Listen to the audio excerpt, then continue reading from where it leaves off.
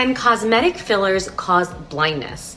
Sadly, the answer is yes, they can. Today, we're going to discuss a case that happened in the United States where a patient received cosmetic filler that very unfortunately resulted in permanent vision loss in one eye for this patient. Hi everyone, my name is Dr. Saya Nagori. I'm a board-certified ophthalmologist practicing in the state of Maryland, and you're watching the iFacts.com channel. Remember that this is for educational purposes only, so be sure to check in with your personal eye doctor if you have any personal questions. So now let's talk about fillers. So while fillers can smooth wrinkles and add volume to your face, facial fillers do come with some rare but very serious risks, and one of them is potential vision loss. The case I want to talk to you about took place in the southwestern part of the United States, but there have actually been numerous cases of fillers causing visual issues all over the country.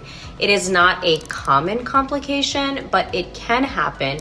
And unfortunately, when it does happen, it is very devastating and usually causes permanent visual loss. So if you are considering having filler done, it's really important to understand the risks of it. And it's also very important to go to an experienced professional who has the top credentials and a lot of experience in performing the specific procedure that you want to have done. Now, before we get into the specific case of where the patient lost vision, I do want to talk to you about a 2024 review article that was published, and it reviewed a total of 365 cases that happened between 2015 and 2023. And in these cases, there was vision loss from associated filler injection. This review article showed that the sites of highest risk when filler is being done were the nose, which was 40.6% of the cases, the forehead, which was 27.7% of the cases, and the glabella, which was 19% of the cases.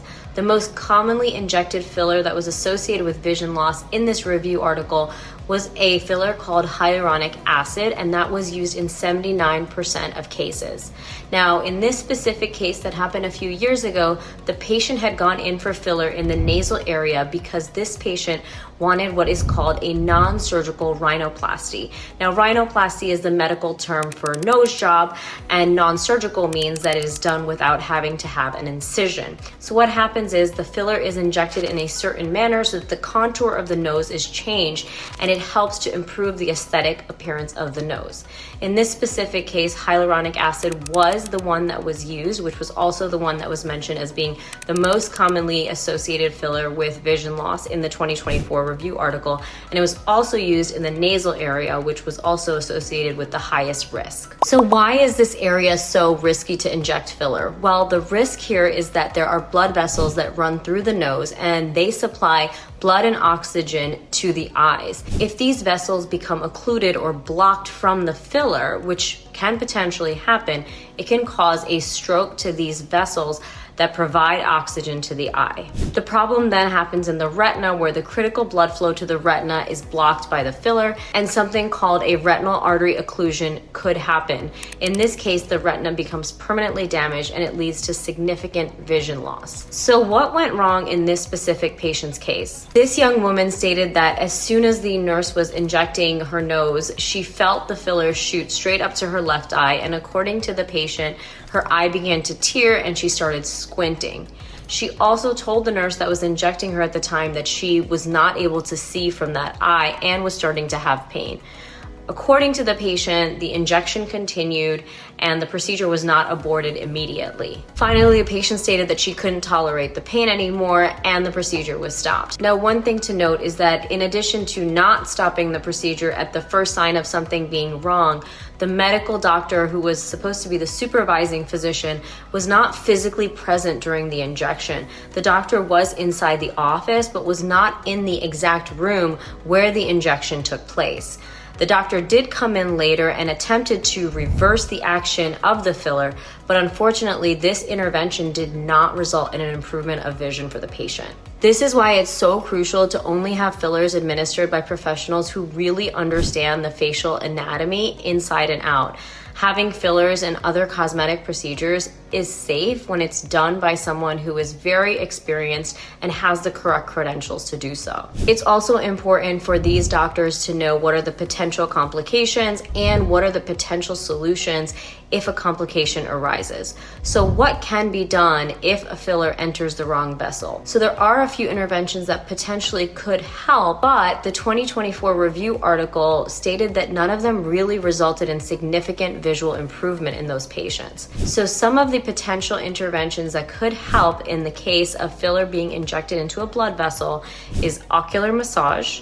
Another one is injecting hyaluronidase, which can potentially reverse the action of hyaluronic acid when it's injected. Also, hyperbaric oxygen therapy could potentially help to deliver more oxygen to the area that has been damaged and potentially reduce the severity of vision loss. But of course, hyperbaric oxygen therapy is really not readily available in the vast majority of places. And again, I want to mention that really none of these interventions have really been proven to show that they really are going to be able to reverse any vision loss. So how do doctors who do these injections minimize the risk that's associated with fillers? So some doctors will use a technique called aspiration before injecting the filler. This means that the doctor will pull back on the syringe to make sure that they're not in a blood vessel before they inject the filler.